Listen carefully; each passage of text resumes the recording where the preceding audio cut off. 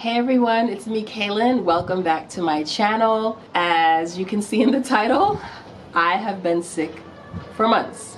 Extremely sick. Today is May 1st. I've been sick since the second, maybe, or third week of January. And that is because I am expecting baby number 3.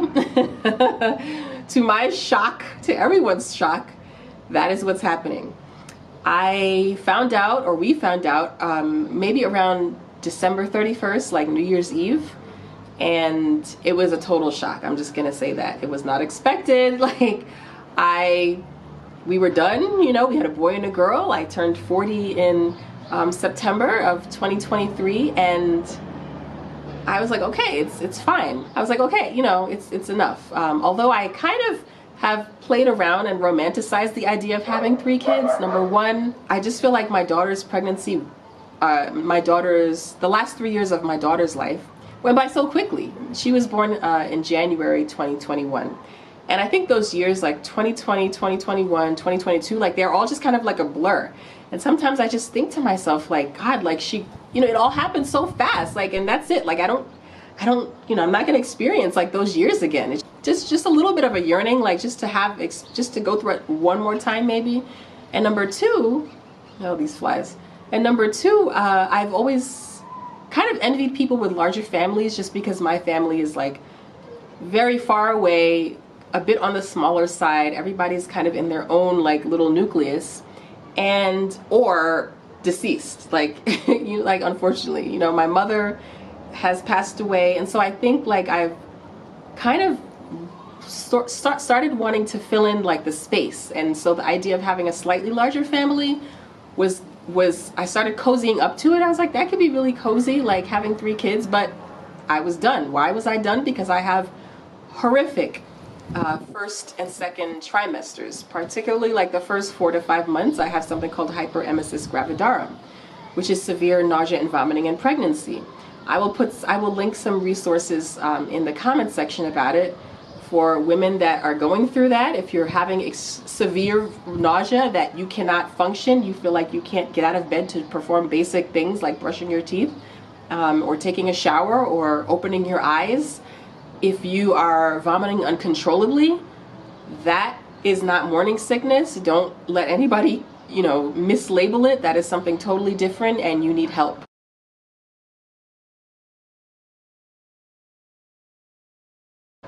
And so that is what happens to me. The nausea is, this time it was more nausea than vomiting, but I did vomit about every day for a while. But this time it was more of severe nausea. And for me, I have to eat around the clock, like every 20 minutes. Otherwise the nausea would really get even more aggressive than it already was.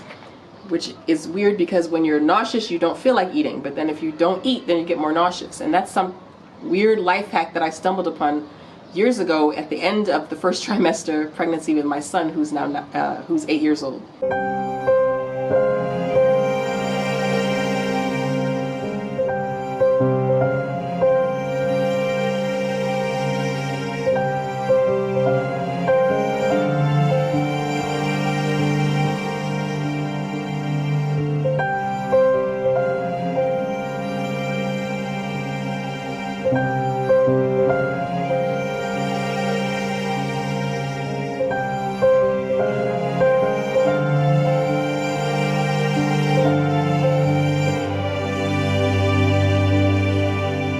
I have a clip of myself where I'm looking a little bit crazy, around 7 weeks, where I had unfortunately I came down with a migraine, and I was extremely nauseous because I was getting migraines that would make my nausea and vomiting even worse. It was, so I might put in that clip, but I just, you know, my nose had something in it, like, I don't know, I'm like, is that a little bit too raw for for my liking? I don't know. So I might put that in just for transparency and for you guys to really see like the real raw impact of Hyperemesis gravidarum pregnancy. So nauseated, and I came down with a migraine yesterday. And as it goes with me, whenever I'm pregnant and in the first trimester and I get a migraine, it's like an explosive combination of even worse nausea, uncontrollable vomiting. I haven't gotten to the uncontrollable vomiting part yet, but the nausea and the pain, the head pain it's crippling. Can't take my normal painkillers that I take for migraines because pregnancy.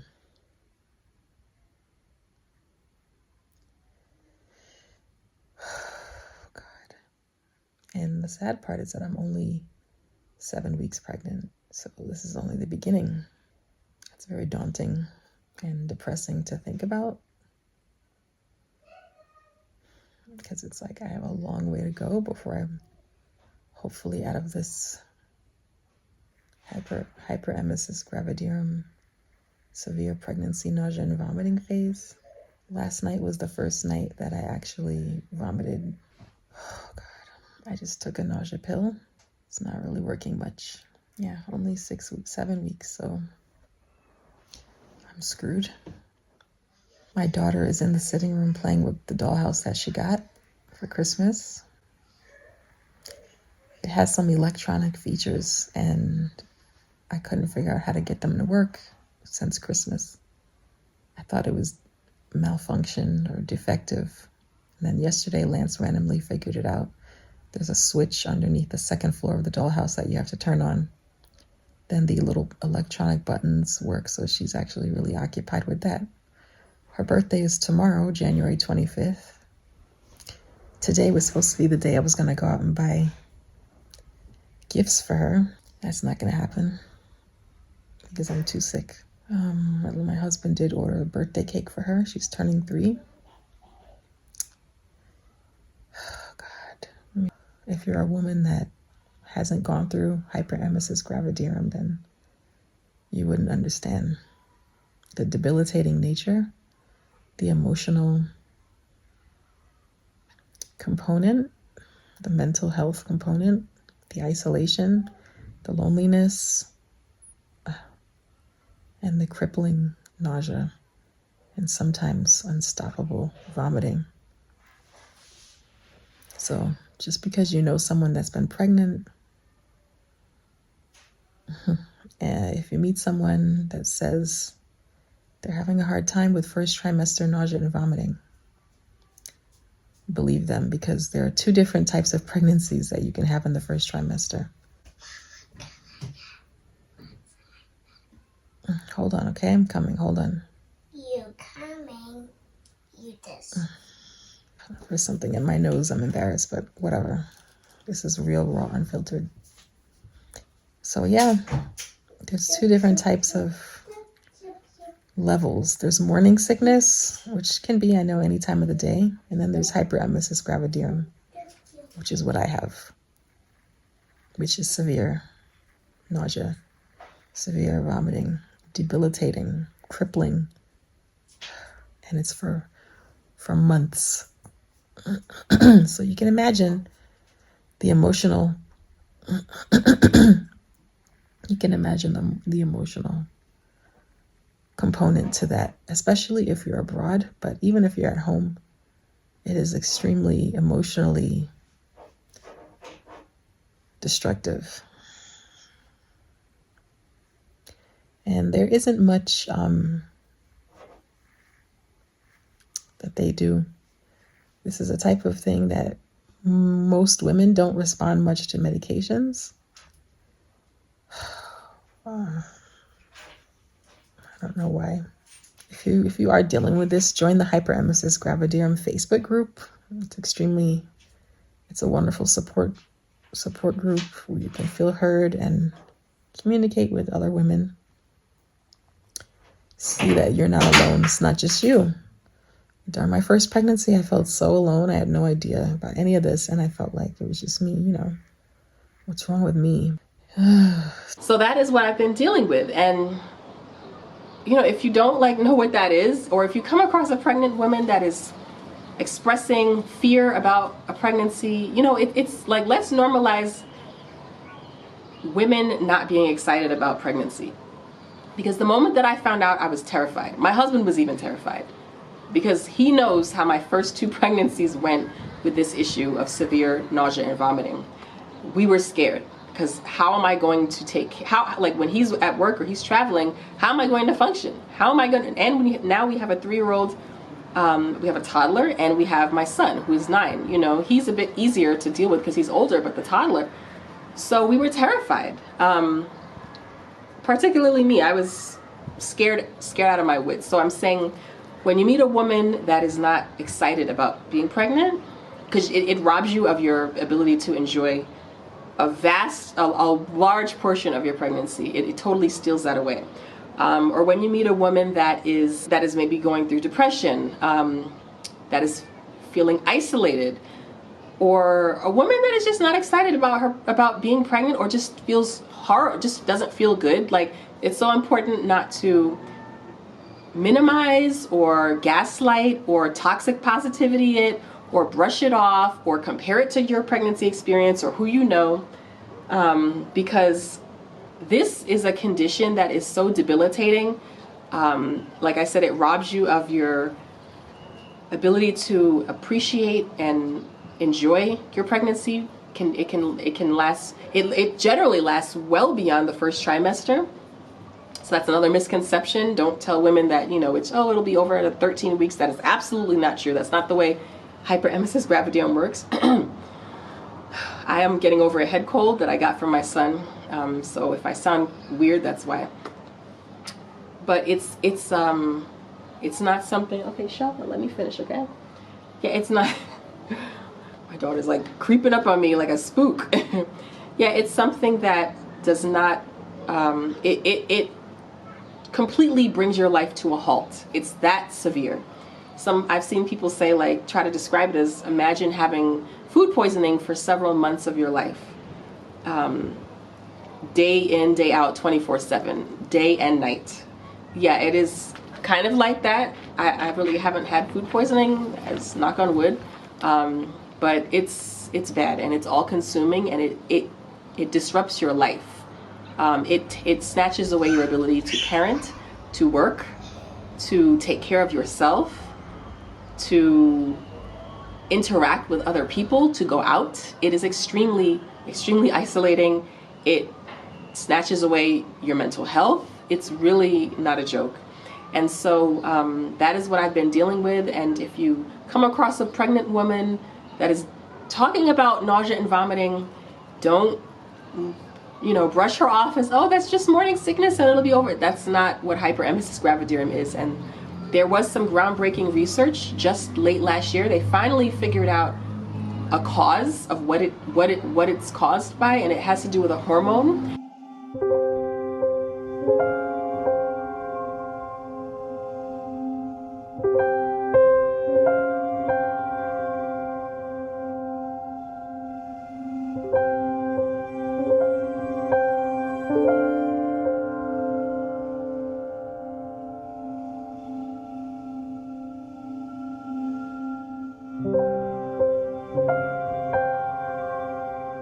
I will put in a link to that also in the comment section.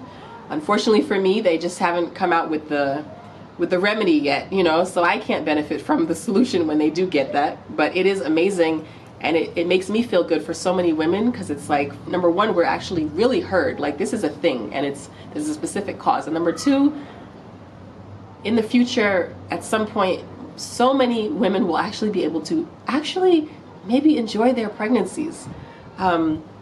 So when a woman is like talking about she's miserable, don't blow her off, and toxic positivity is a horrible thing with this. Like, it's not, there is no happiness. Like, it's survival mode. That's what I've been in, like, for the last couple of months. It's just survival mode.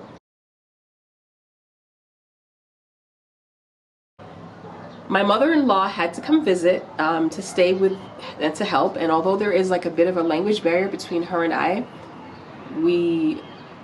her presence was extremely helpful, and she's just a kind, wise person. That's why my husband is so amazing, because his mother's amazing, like, honestly.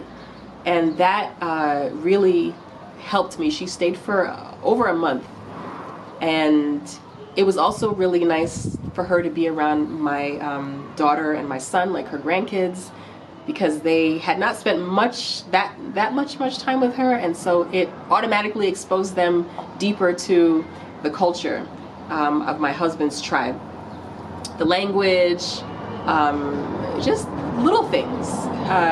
She attached, she made like traditional waist beads, like for my daughter's like doll.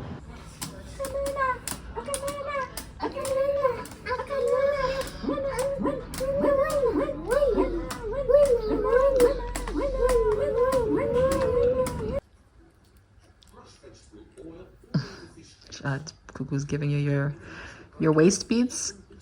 Yes. Okay.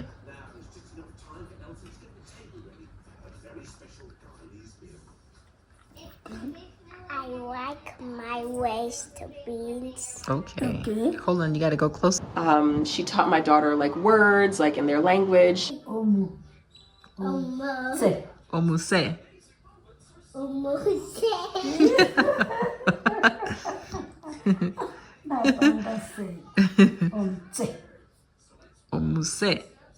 Omuse. Say it again, Shell.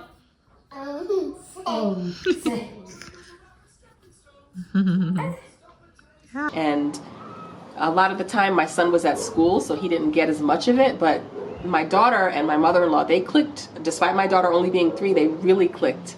And actually my daughter's second middle name is my mother-in-law's first name. So anyway, my mother-in-law came and helped, and thank God, you know, that was huge, just moral support. And you may wonder, like, why don't my kids like speak the language that my husband's mother tongue? You know, the first like parenthood is a lot of survival mode. Like, at least it has been for us. So we've just been like trying to for a while, like at least with my son, like keep our heads above water. And so a lot of times, unfortunately, like you don't think about like, oh, my husband should speak in his language and I should, you know, because we want them to learn. Like you're just trying to get the message out and, you know, like survive. Unfortunately, with that, you know, we dropped the ball and my kids are not fluent in my husband's mother tongue, but it's never too late. And as for me, I think I'll have to do a video on why I'm not fluent in that language yet, because I don't want to make this video too long. Right now, I am about 22 weeks pregnant, I think. I think about around 22. I'm kind of losing track. And the due date is September 2nd, 2024, which is amazing. Why? Because that is my late mother's birthday. And so I totally take that as a wave, a hug from my mother. Again, an acknowledgement, a hello, that she's around, you know. She is very much around. If you want to watch a video that I did years ago on my mother and her passing and how it connects to my life here as a Black American in Namibia, I will link that either here or here. But I thought that was pretty amazing because this child was such a surprise. This pregnancy was such a surprise. It caught us so off guard. I had just turned 40 in September, and there's a lot of nasty also like commentary about having kids, at least on the internet, about having children over 40.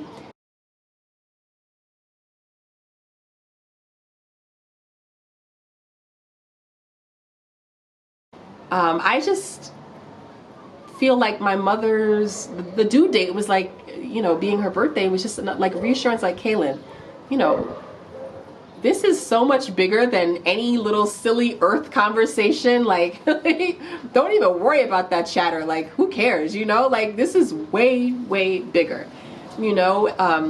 And yes, is it gonna be difficult? Like, I know, okay, can you guys go inside? Come quickly, because my battery's getting low. Shell, you go with Lance. Okay, go with Lance, let me finish. And that even though you didn't, because I did not want to have any more kids because of the way my pregnancies had gone, you know, I was like, okay, I can't do that again. I'm traumatized by pregnancy. But I was terrified, like I cannot go through hyperemesis gravidarum. I can't do this again. I felt like it was a message from my mother saying, you know, yes, this is unexpected. I know you didn't expect this.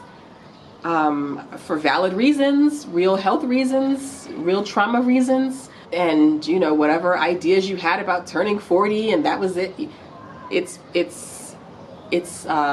is well. This is something from the stars, and it's not necessarily going to make sense, but I got you. You know, it's you know, it's bigger than you know. And that was pretty empowering for me. So yes, the baby's due date is September 2nd. Although I will be having a scheduled C-section about like a week and change before then, so probably late August. But still, I will never brush away that synchronicity, because I think it's pretty, you know, pretty amazing. You know, like what are the odds of that? Well, here's a clip that will tell you the sex of the baby.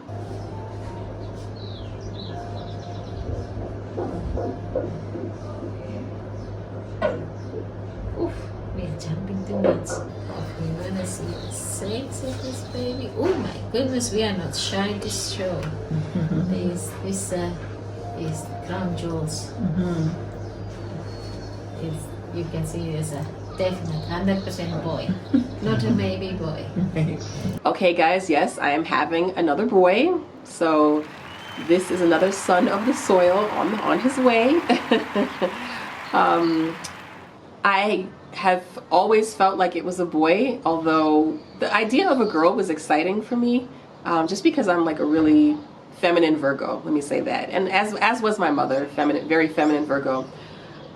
So I really like little girls' clothes and things like that, but I felt like I think it will be a boy because me and my daughter Shell, we're just a lot, and I feel like you know, we're just a lot, and so a boy probably like that kind of energy would just probably be like a bit of a better balance. Otherwise, people, you know, my husband and my son, who are very like cool, calm, and collected and like laid back, I think they would just get like totally overshadowed by if it was another girl.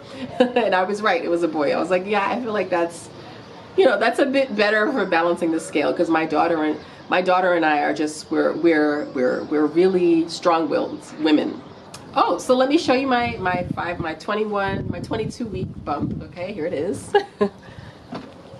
There it is. There it is. There it is. So yeah, that's pretty much where I've been, rolling with the punches of life. And I thank you guys so much for your patience. I'm going to thank you in advance, because I know, as usual, the comment section is always really warm and supportive and positive and brilliant. And so thank you in advance for all the comments and well wishes. Typically am not really that great with keeping up with comments, and especially now, like with my nausea, like it's still, you know, like I said, it's still there, so it's still dragging me down. And so reading, like I can't read, I don't read books, and I love reading. I love my Kindle, that's like my favorite thing in the world, but I have not read in months because I'm nauseous. But thank you guys so much in advance. And yeah, that's pretty much it on my end. I have not documented any pregnancy in Namibia, but I will see what I can do with this little guy and his, you know, his path into the world. All right, so I'm sitting in front of our banana tree, which is not bearing any fruit. It was trying to. Some banana things came down, but then they never turn into bananas. Like, I don't know, they turn into banana, but then they never really, yeah, banana eyes, do you know? Like, so